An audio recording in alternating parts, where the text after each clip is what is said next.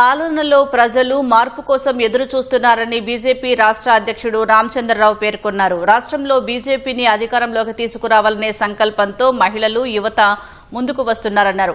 BJP రాష్ట్ర కార్యాలయంలో ఆయన సమక్షంలో పలువురు నేతలు పార్టీలో చేరగా వారికి కండువా కప్పి ఆహ్వానించారు. ప్రధాని నరేంద్ర మోదీ సుపరిపాలనపై విశ్వాసంతో భారీ సంఖ్యలో చేరికలు జరుగుతున్నాయని రామచంద్రరావు అన్నారు. తెలంగాణ రాజకీయాల్లో మార్పు తీసుకురావడానికి ఇది సంకేతమని ఆయన స్పష్టం చేశారు. హైదరాబాద్ అభివృద్ధి కావాలంటే మేయర్గా అవకాశం ఇవ్వాలని ప్రజలకు విజ్ఞప్తి చేశారు.